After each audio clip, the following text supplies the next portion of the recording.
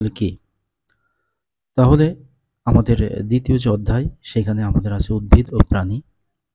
যে এই প্লান্ট আর অ্যানিম্যাল, হ্যাঁ, আমরা জানি যে উদ্ভিদকে আমরা প্লান্ট বলি, আর আমাদের যে প্রাণী আছে সেটা হলো আমাদের অ্যানিম্যাল।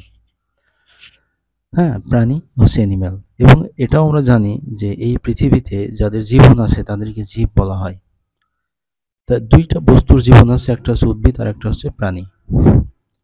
এখন আমাদের প্রথমে বলা হচ্ছে উদ্ভিদ ও প্রাণীর মধ্যে পার্থক্য আমাদের বের করতে হবে, যে উদ্ভিদ ও প্রাণীর মধ্যে পার্থক্যটা কি, যেহেতু দুইটাই জীব।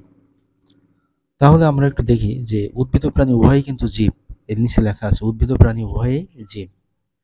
একটু খেয়াল করো তোমরা যে এদের মধ্যে কোনো পার্থক্য লক্ষ্য করেছো, তোমাদের বলতেছে।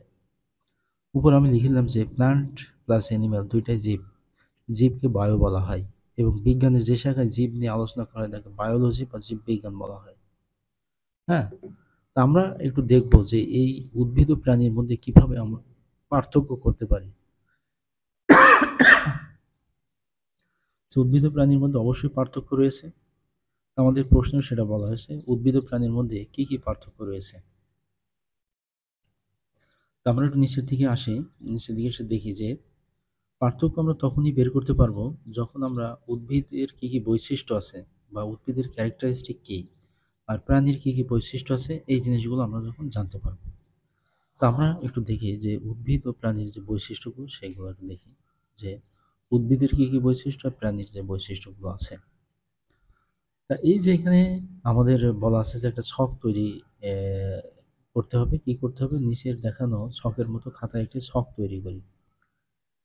এই ছকটা একটু খেয়াল করেন। এখানে লেখা আছে যে প্রশ্ন। প্রথম যে কলামটা আছে এই কলামে আছে প্রশ্ন। তারপর দ্বিতীয় যে কলাম আছে এই কলামে আছে উদ্ভিদ সম্পর্কে, আর তৃতীয় যে কলাম আছে এটা আছে প্রাণী সম্পর্কে। হুম, প্রশ্ন, তারপর উদ্ভিদ, তারপর হচ্ছে প্রাণী সম্পর্কে। এখন এই প্রথম যে আমাদের প্রশ্নটা, সেই প্রশ্ন হচ্ছে কিভাবে শক্তি পাই। আমরা এখানে লিখব উদ্ভিদ কিভাবে শক্তি পায়, আর এখানে লিখব প্রাণী কিভাবে শক্তি পায়। তারপরে কি কি অঙ্গ বা অংশ রয়েছে, মানে উদ্ভিদের কি কি অঙ্গ বা অংশ রয়েছে, তারপরে প্রাণীর কি কি অঙ্গ বা অংশ রয়েছে। তো উদ্ভিদের জায়গায় উদ্ভিদেরটা লিখব, প্রাণীর জায়গায় প্রাণীরটা লিখব। 3 নম্বর যে কোয়েশ্চেনটা সেখানে বলা হচ্ছে কিভাবে চলাচল করে। তো উদ্ভিদ কিভাবে চলাচল করে, প্রাণী কিভাবে চলাচল করে, এটা এখানে লিখব। তারপরে কিভাবে সাড়া প্রদান করে। তো উদ্ভিদেরটা উদ্ভিদের জায়গায়, প্রাণীরটা প্রাণীর জায়গায় আমরা লিখব, যে উদ্ভিদ কিভাবে রেসপন্স করে, তারপরে প্রাণী কিভাবে রেসপন্স করে, এটা লিখব। আর 5 নম্বর আরো কিছু, এগুলোর বাইরেও যদি তুমি কিছু জানো, যদি তুমি কিছু অবজার্ভ করো, সেগুলো এখানে লিখতে হবে। হ্যাঁ,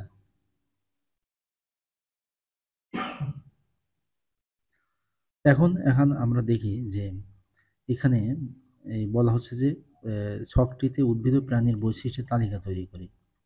যে উদ্ভিদ যে ক্যারেক্টারিস্টিক এবং প্ল্যান্টের যে ক্যারেক্টারিস্টিক, এগুলো লিখলে কিন্তু একটা তালিকা তৈরি হবে। হ্যাঁ, একটা তালিকা আমরা তৈরি করতে পারবো।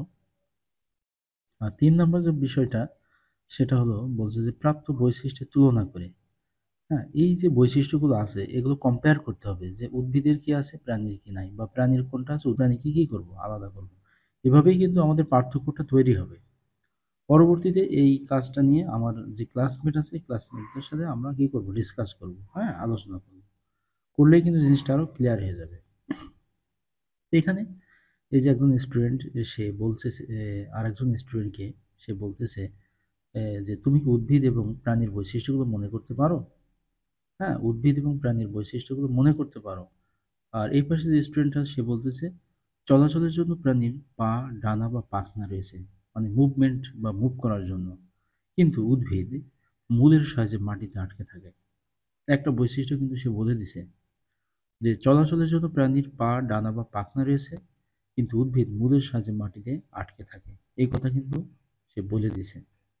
তো যাই হোক, এখন যে বিষয়টা সেটা হলো এই যে একটা বৈশিষ্ট্য তারা বললো, এরকম আরো কি কি বৈশিষ্ট্য আছে সেগুলো আমরা একটু দেখবো। হ্যাঁ, যে বৈশিষ্ট্যগুলো উদ্ভিদের ভিতর আছে প্রাণীর নাই, আবার প্রাণীর ভিতর আছে উদ্ভিদের নাই। কারণ আমরা জানি যে এই বৈশিষ্ট্য যেহেতু একটা এরা বলছে যে চলাচলের জন্য এটা আমাদের যে ছক আছে, ছকের 3 নম্বরে কিন্তু এটা আছে। হ্যাঁ, ছকের 3 নম্বরে। তাহলে আমরা একটু দেখি যে উদ্ভিদ এবং প্রাণী নানাভাবে একে অপর থেকে ভিন্ন। নানাভাবে, অবশ্যই ভিন্ন। উদ্ভিদের আর প্রাণীর বৈশিষ্ট্য আলাদা। তা ১ম একটা বিষয় আছে, সেটা হলো এই যে খাদ্য তৈরি, হ্যাঁ? তারপরে আস্তে, আস্তে ধাপে, ধাপে আমরা লিখবো, শিখবো যে কি, কি আছে। ১ম যেটা, সেটা হচ্ছে খাদ্য তৈরির বিষয়টা। তা এখন এখানে বলা হচ্ছে, একটু খেয়াল করো যে খাদ্য তৈরি জিনিসটা, যে উদ্ভিদ নিজের খাদ্য নিজেই তৈরি করে। হ্যাঁ? একটা পয়েন্ট কিন্তু, উদ্ভিদ নিজের খাদ্য নিজেই তৈরি করে। প্রাণী নিজের খাদ্য নিজে তৈরি করতে পারে না। উদ্ভিদ নিজের খাদ্য নিজে তৈরি করতে পারে, প্রাণী নিজের খাদ্য নিজে তৈরি করতে পারে না। খাদ্যের জন্য প্রাণী বিভিন্ন উদ্ভিদ এবং অন্যান্য প্রাণীর উপর নির্ভরশীল। এখন তোমরা বলতে পারো, না আমরা তো নিজের খাদ্য নিজে তৈরি করতে পারি, রান্না বান্না করি, সেটা আবার আমরা খাই, আমরা তো তৈরি করি। কিন্তু ওই তৈরি করা মানে ওইটা না। হ্যাঁ, আমরা যাই রান্না বান্না করি না কেন, আমরা কিন্তু কি হয় কোনো শাকসবজি রান্না করি, বা কোনো মাছ মাংস রান্না করি, দুধ ডিম, এগুলো কিন্তু আমরা হচ্ছে উদ্ভিদ থেকে পাই। এই যে এখানে লেখা আছে যে উদ্ভিদ নিজের খাদ্য নিজে তৈরি করে। এই যে সূর্য থেকে সে কি করতেছে, শক্তি নিচ্ছে, তার মাটি থেকে শিকড়ের সাহায্যে পানি নিচ্ছে, নিয়ে এই যে পাতায় ক্লোরোফিল আছে, এই পাতায় খাদ্য তৈরি হচ্ছে। আমরা একটু দেখি যে উদ্ভিদের এই খাদ্য তৈরির জন্য উদ্ভিদের কি কি দরকার হয়। আমি এখানে লিখে দিই যে বেসিক্যালি উদ্ভিদ যে খাদ্যটা তৈরি করে, হ্যাঁ, এই খাদ্য তৈরি করার জন্য উদ্ভিদের 4টা জিনিসের দরকার হয়। মূল জিনিস হচ্ছে 4টি। তা একটা হলো সূর্যের আলো। ১ম যে জিনিসটা দরকার হয় সেটা হলো সূর্যের আলোর দরকার হয়। আমি এখানে লিখে দিলাম যে উদ্ভিদের খাদ্য তৈরির জন্য। তোমরা এটা সারা জীবন মনে রাখবা। হ্যাঁ? এটা কিন্তু তোমাদের কাজে লাগবে। যে সানলাইট, হ্যাঁ? সানলাইট। আমরা রান্নাঘরে যে খাবার তৈরি করি, হ্যাঁ? আর উদ্ভিদ খাবার তৈরি করে কোথায়? পাতায়। হুম? তো ২ নম্বর যে জিনিসটা লাগে সেটা হলো পানি। পানিকে আমরা H2O দিয়ে প্রকাশ করব, হ্যাঁ? H2O, H2O মানে হচ্ছে পানি। এই 2 টা একটু নিচে লিখবা, হাইড্রোজেন। হাইড্রোজেন আর অক্সিজেন। H হলো হাইড্রোজেন আর O হলো অক্সিজেন। তারপরে যে জিনিসটা লাগবে সেটা হলো কার্বন ডাই অক্সাইড। সেটা হলো CO2, carbon die oxide. Carbon die oxide. হ্যাঁ? যেমন আমাদের রান্না-বান্না করতে বিভিন্ন কিছু লাগে। বিভিন্ন মসলা, তারপরে তেল, তারপরে পানি, অনেক কিছু লাগে। এদেরও রান্না করার জন্য অত বেশি কিছু লাগে না। এদের এই 4 টা জিনিস লাগে। এই যে CO2, সি তে হলো কার্বন, ও তে হলো অক্সিজেন। আরেকটা জিনিস আছে ক্লোরোফিল। তোমরা এটার নাম শুনে থাকবে যে উদ্ভিদের সবুজ পাতায়, গাছের সবুজ পাতায় কিন্তু এই ক্লোরোফিল থাকে। গাছের সবুজ পাতায় এই ক্লোরোফিল কিন্তু থাকে। এই 4 টা জিনিস। তাহলে নাম্বার 1 হলো সূর্যের আলো, নাম্বার 2 হলো পানি, নাম্বার 3 হলো কার্বন ডাই অক্সাইড, নাম্বার 4 হলো ক্লোরোফিল। এই 4 টা জিনিসের মাধ্যমে উদ্ভিদ নিজের খাদ্য নিজে তৈরি করে। এখন আমি একটু বড় করে লিখে দেখাচ্ছি যে হাইলাইটার দিয়ে। তোমরা একটু দেখো যে কিভাবে সেই খাবারটা তৈরি করে। হ্যাঁ?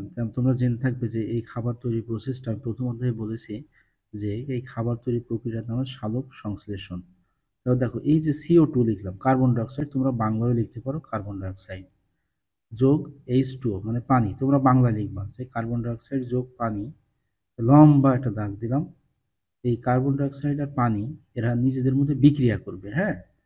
তো উদ্ভিদ এই কার্বন ডাই অক্সাইড পায় হচ্ছে বাতাস থেকে, আর পানি পায় হচ্ছে মাটি থেকে, আর উপরে আমি লিখলাম যে সানলাইট, সূর্যের আলো, হ্যাঁ? সানলাইট বা সূর্যের আলো।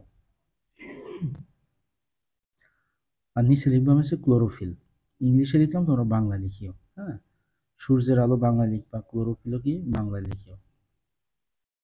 কার্বন ডাই অক্সাইড বাতাস থেকে পায়, আর পানি পায় মাটি থেকে, হ্যাঁ, বা মূল থেকে।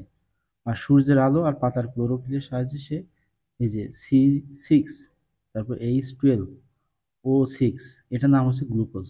এই গ্লুকোজ তৈরি।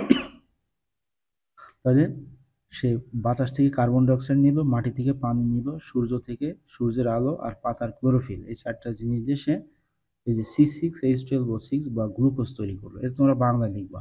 তাই উদ্ভিদ নিজের যে খাদ্য তৈরি করে সেই খাদ্য কিন্তু গ্লুকোজ বা শর্করা জাতীয় খাদ্য, হ্যাঁ?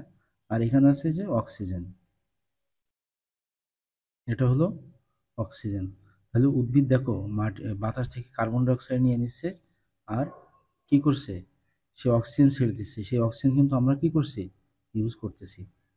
তাহলে আমি আবার দেখাচ্ছি যে সূর্যের আলো, পানি, কার্বন ডাইঅক্সাইড আর পাতার ক্লোরোফিল, এই 4টা জিনিস, হ্যাঁ? পাতার ক্লোরোফিল, এই 4টা জিনিস নিয়ে উদ্ভিদ গ্লুকোজ, যেটা শর্করা জাতীয় খাদ্য, আমি এখানে লিখে দিচ্ছি গ্লুকোজ গ্লুকোজ যে খাবারটা, এটা হচ্ছে শর্করা জাতীয় খাদ্য, হ্যাঁ? এই শর্করা জাতীয় খাদ্য উদ্ভিদ তৈরি করতেছে। যদি কেউ জিজ্ঞেস করে উদ্ভিদ কি জাতীয় খাদ্য তৈরি করে, তোমরা বলবা যে শর্করা জাতীয় খাদ্য তৈরি করে। সে আমিষ জাতীয় খাদ্যও তৈরি করে না, চর্বি জাতীয় খাদ্যও তৈরি করে না, সে শর্করা জাতীয় খাদ্য তৈরি করে। উদ্ভিদের খাদ্যটার নাম কি? উদ্ভিদের খাদ্যটার নাম হলো গ্লুকোজ, হ্যাঁ? আবার যদি কেউ জিজ্ঞেস করে অক্সিজেন কিভাবে তৈরি হয় উদ্ভিদের খাদ্য, তোমরা সবসময় মনে রাখবা খাদ্য তৈরির সময় অক্সিজেনটা তৈরি হয়, খাদ্য তৈরির সময় উদ্ভিদ এই অক্সিজেনটা তৈরি করে, হ্যাঁ? যে অক্সিজেন বাতাসে ছেড়ে দেয়, আর এই যে গ্লুকোজ জাতীয় যে খাবারটা আছে সেটা সে জমা রাখে। তাহলে এই যে 4টা আমি মার্ক করে দিলাম, এই 4টা জিনিস প্রয়োজন হয়, হ্যাঁ? 4টা জিনিসের সমন্বয়ে সে 2টা জিনিস তৈরি করে, একটা হচ্ছে গ্লুকোজ আর একটা হলো অক্সিজেন।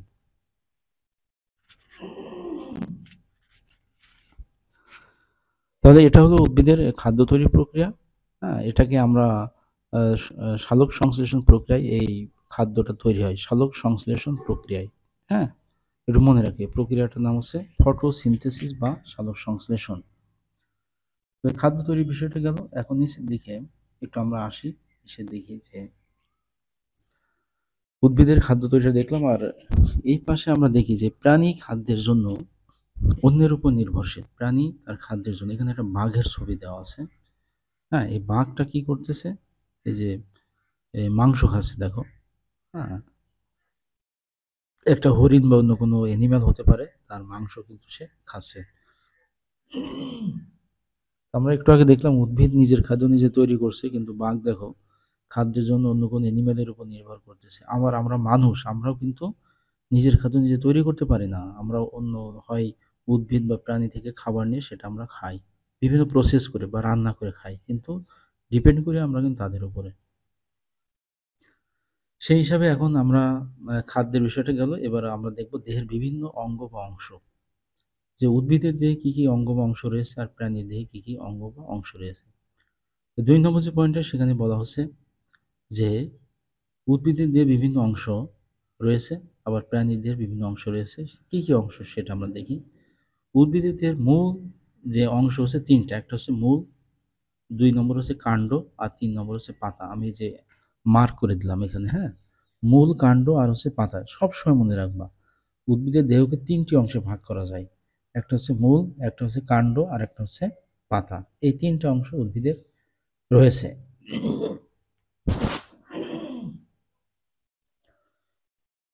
কিন্তু প্রাণীর ক্ষেত্রে কিন্তু এগুলো না। তারা বলছে একইভাবে উদ্ভিদের যেহেতু মূল, কাণ্ড, পাতা রয়েছে, প্রাণীর ক্ষেত্রে কিন্তু রয়েছে আইস বা পালক, হ্যাঁ? এই জিনিসগুলো একটু আমাদের খেয়াল রাখতে হবে যে কারো কারো হাত পা, ডানা বা পাখা রয়েছে, আবার কারো কোনো কোনো প্রাণীর দেহে পশম বা লোম রয়েছে, আবার কিছু কিছু প্রাণীর দেহে আইস বা পালক রয়েছে। অধিকাংশ প্রাণীরই চোখ, নাক, কান এবং মুখ রয়েছে, হ্যাঁ? এগুলো কি করে? এগুলো তাদের বেঁচে থাকতে সাহায্য করে। এটাই হচ্ছে মূল থিম। একটা পরিবেশে তাদেরকে সার্ভাইভ করতে, তাদেরকে বেঁচে থাকতে সাহায্য করে কে? সার্ভাইভ করতে বা বেঁচে থাকতে সাহায্য করে এই জিনিসগুলা। একটু খেয়াল রাখতে হবে। এখানে আমি একটু দেখাচ্ছি যে উদ্ভিদের ক্ষেত্রে আমরা বলছি উদ্ভিদের দেহকে প্রধান 3টে অংশে ভাগ করা যায়। মূল, কাণ্ড আর কি? পাতা। মূল, কাণ্ড আর হচ্ছে পাতা। তাহলে এই যে নিচে একেবারে শিকড় যেগুলো, এগুলোকে আমরা মূল বলছি। তারপর আছে এই যে কাণ্ড, ডালপালা যেটা আমরা বলি কাণ্ড, আর উপরে যে পাতা। এই 3টা অংশে উদ্ভিদের দেহকে ভাগ করা যায়। মূলটা সাধারণত মাটির নিচে থাকে, কাণ্ড এবং পাতা উপরে থাকে, হ্যাঁ? মূল, কাণ্ড, পাতায় 3টা অংশে উদ্ভিদের দেহকে আমরা ভাগ করতে পারি। আর প্রাণীর ক্ষেত্রে আমরা বলি যে দেহের বিভিন্ন অঙ্গ বা অংশ যেগুলো আছে, যে হাত পা, ডানা বা পাখনা রয়েছে, আবার কিছু প্রাণীর দেহে আছে পশম বা লোম, আবার কিছু প্রাণীর দেহে আইস বা পালক আছে, যেমন আইস আছে কার? মাছের আছে, পালক আছে পাখির, আর চোখ, নাক, মুখ, কান এগুলো তো আছে। এবার আসা যাক যে 3 নম্বর যে পয়েন্টটি আছে আমাদের, সেটা হলো মুভমেন্ট, বা চলন। নিচের দিকে একটু তাকালে দেখতে পারবো যে 3 নম্বর আমাদের পয়েন্টটা, সেটা মুভমেন্ট বা চলনের ক্ষেত্রে কি হয়। পাকিস্তানে মূলের সাহায্যে মাটি আঁকড়ে থাকে, এক জায়গা থেকে অন্য জায়গায় চলাচল করতে পারে না। এটা হচ্ছে মেইন থিম, যে এক স্থান থেকে অন্য স্থানে চলাচল করতে পারে না, মূলের সাহায্যে আটকে থাকে। পাশে যে গাছের ছবি দেওয়া আছে, যে রুট বা মূল, দেখো এ মাটির ভিতরে গিয়ে এই গাছটাকে মাটির সাথে আঁকড়ে ধরে রাখছে। হ্যাঁ, আর উপরে পাতা আছে, আর এই যে ডালপালা যেগুলোকে আমরা কাণ্ড বলি।